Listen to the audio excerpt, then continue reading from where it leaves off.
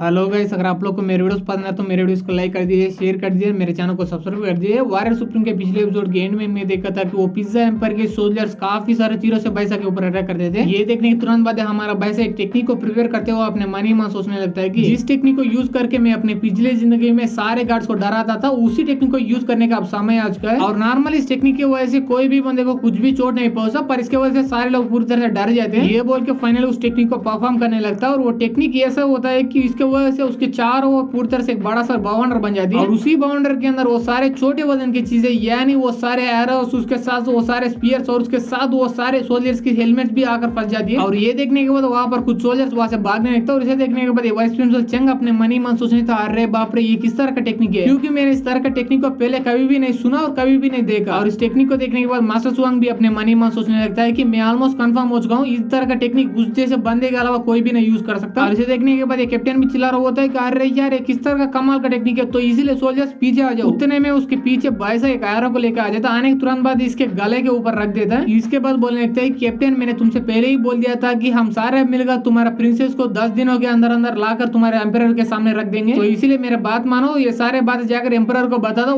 वरना तेरा शरीर से अलग हो जाएगा। और उतना ही नहीं बल्कि तुम्हारे किंगडम की कोई भी सोल्जर उस 10 दिनों के अंदर अंदर हमारे एकेडमी के पास भी आना नहीं चाहिए। अगर फिर से यहाँ पर कोई बंदा आने की कोशिश करे तो उसके बाद उसका सिर नहीं बल्कि एम्परर का सिर अलग हो जाएगा उसके शरीर से, तो इसलिए तुम ये बात भी जाकर उस एम्परर को बताओ। नहीं ये धमकी जाकर उस एम्परर को दो। और ये सारे बात सुनने के बाद इस कैप्टन की पूरी तरह फट जाती है। इसकी वजह से वो अपने मन ही मन सोचने लगता है, अरे बाप रे, ये बंदा डायरेक्टली एम्परर को भी धमकी दे रहा है, इसका मतलब ये बंदा मुझसे बिल्कुल ही मजाक नहीं कर रहा। अगर मैं यहाँ पर अभी नहीं जाऊँ तो उसके बाद ये बंदा सच में मुझे जान से मार डालेगा। ये सोचने तुरंत बाद ये बैसे से बोल लेता है, प्लीज सर मुझे माफ कर दिए, मैं गलती से यहाँ पर आ गया था, तो इसलिए आप मुझे यहाँ पर छोड़ देंगे तो मैं सीधा जाकर तुम्हारे सारे बात को एम्परर को बता दूंगा। ये बोले तुरंत बाद वो अपना सारे सोल्जर्स को लेकर वहां से कंप्लीटली दफा हो जाता है। और इसे देखने के बाद हमारा भाई साहब अपने मन ही मन सोचने लगता है कि अरे यार, मुझे बिल्कुल ही नहीं लगा था कि ये बंदा मेरे एक ही धमकी की वजह से इतना ज्यादा डर के पूरी तरह से ऐसे भाग ही जाएगा। और ये बात मुझे पहले ही पता चल चुका होगा, ये बंदा इतना ज्यादा डरपोक है, इसके मैं 10 दिन नहीं बल्कि 1 महीने का समय मांगता इससे। उतने में वहां पर यीजियन और सायरन दोनों आ जाते हैं। तब यीजियन पूछने लगता है, क्या भाई साहब सच में वो लोग यहाँ से जा रहे हैं क्या? तब सायरन भी पूछने लगता है, हाँ भाई साहब मुझे भी अच्छी तरह से पता, क्योंकि मुझे यकीन नहीं हो रहा तुम अकेला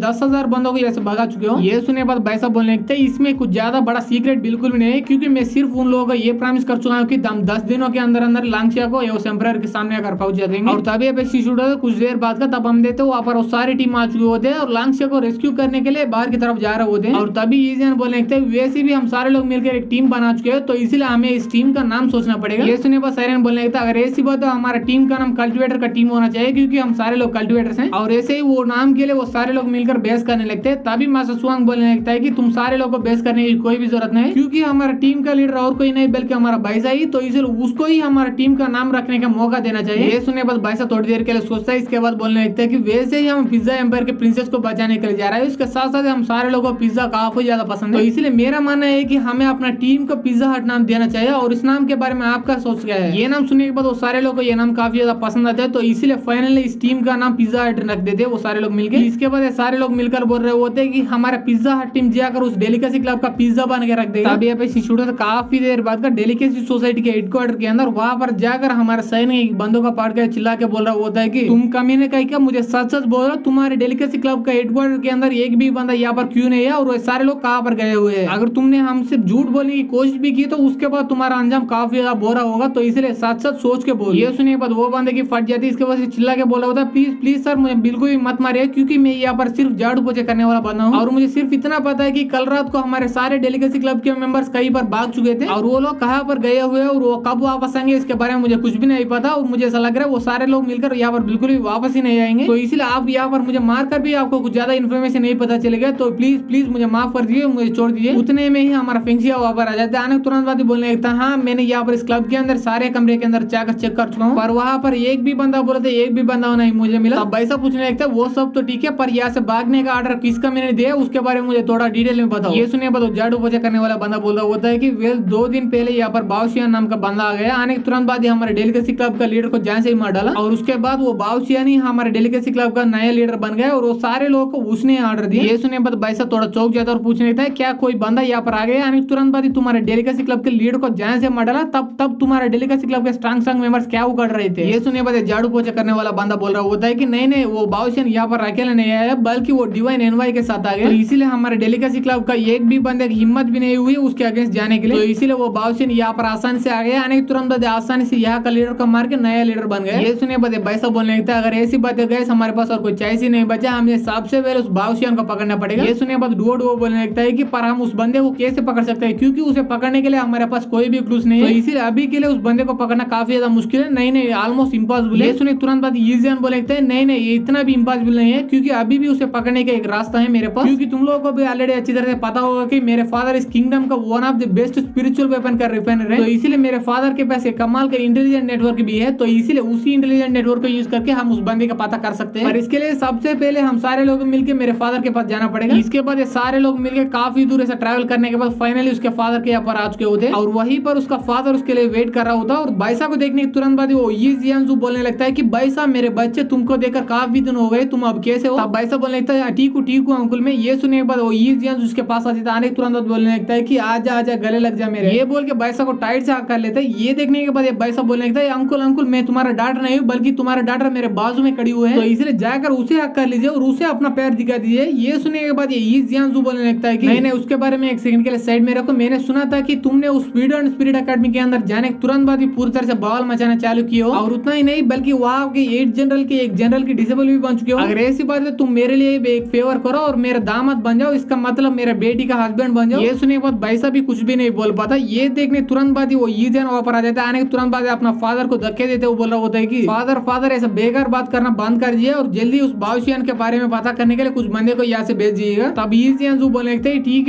है बेटी, तुम्हें मुझे धक्का देने की कोई भी जरूरत नहीं, और दामाद हम इसके बारे में बाद में बात करेंगे। और ये सारे कांड को देखने के बाद साइरन बोलने लगता है कि ये सारे चीजों को देखने के बाद मुझे ऐसा लग रहा है ये ईजियन के बीच हमारा बाइसा के बीच कुछ तो बड़ा चक्कर चल रहा है। ये सुनने के बाद डुओ बोलने लगता है क्या तुझे सच में नहीं पता ये ईजियन के बीच और बाइसा के बीच ऑलमोस्ट एंगेजमेंट हो चुकी थी, पर कुछ रीजन की वजह से वो एंगेजमेंट अब टूट चुकी है। पर मुझे पूरा यकीन है कि आगे जाकर इन दोनों के बीच में एंगेजमेंट नहीं बल्कि शादी होने वाला है। और ये बोलने के तुरंत बाद हमारे एपिसोड ये पर खत्म हो जाती है। अगर आप लोगों को ये एपिसोड पसंद आए तो एपिसोड को लाइक कर दीजिए, शेयर कर दीजिए, सब्सक्राइब कर दीजिए। Thanks for watching guys.